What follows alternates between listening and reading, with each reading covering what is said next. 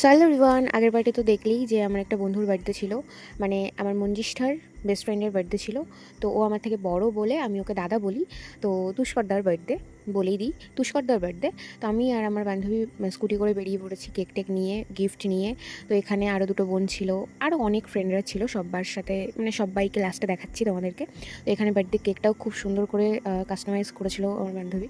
আর এই ফটোটা বেস্ট, ওর একটা ভাই মানে তুষ্করদার ভাই ওকে গিফট করেছে এই ফটোটা বেস্ট বলে চলে। তো এখানে সবাইকে হ্যালো করতে বললাম। হ্যালো গাইস, আরে আপনি যদি না দেখতে পারেন মেরে দেবেন না তাহলে হবে বলো হ্যাঁ 3 2 1 হ্যাপি বার্থডে। ও নিচে না।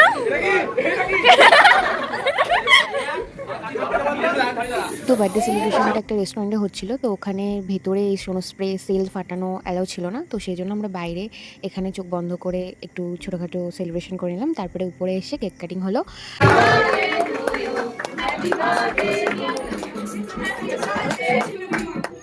তো যাই হোক, এখানে কেক কাটিং হলো, সবাই মানে সেদিনকে সত্যি বলতে অনেক এনজয় করেছি আমরা সবাই মিলে।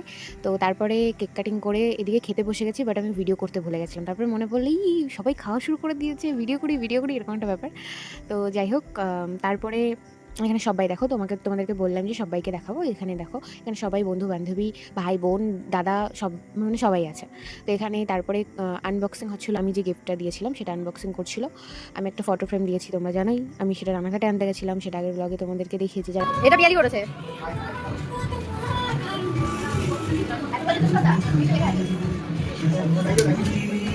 তাদের আগের ব্লগটা দেখোনি, তারা অবশ্যই আগের ব্লগটা দেখে আসতে পারো, ভালো লাগতে পারে তোমাদের। তো এখানে আমার বান্ধবী তো অনেক কটাই গিফট দিয়েছিল মঞ্জিসটা। তো এর মধ্যে ওর বেস্ট যেটা লেগেছে সেটা হলো রিমোট কন্ট্রোল এই কারটা। ওর অনেক দিনেরই শখ ছিল একটা এরকম বড় সাইজের একটা কার নেবে। তো সেটা ও বার্থডেতে গিফট পেয়ে গেছে, তো সেই জন্য অনেক হ্যাপি। ওর মুখের রিয়াকশনটা দেখেই তোমরা বুঝতে পারছো। বোনেরটা ওর গার্লফ্রেন্ডেরটা সবাইটা নিয়ে ওই দারুণ লাগে দুই তো এই যে এই বান্ধবীটার সাথে সেদিন ফার্স্ট টাইম দেখা হয়েছিল, কিন্তু আমাদের ভালো ফ্রেন্ডশিপ হয়ে গেছে। সেম ক্লাসেই পড়ি আমরা। ওর নাম ছিল নন্দিনী। আমরা সবাই মিলে এক জায়গায় ঘুরতে যাওয়ার প্ল্যানিং করছিলাম, তো সেটাই তোমাদের সাথে বলছিলাম। তো সেটা শোনা যাবে না গাইস, সেটা সিক্রেট। তো তারপরে আমি আরও বেরিয়ে পড়েছিলাম। ও যেহেতু ট্রেনে যাবে আর আমি যাই বাসে, তো একই লাইনে। তো আমি বাসে উঠে পড়লাম, ও ট্রেন মানে স্টেশনে চলে গেল।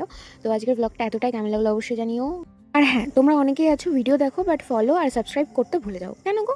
একটু ফলো আর সাবস্ক্রাইব করে গেলে কি হবে এমন। তো টাটা।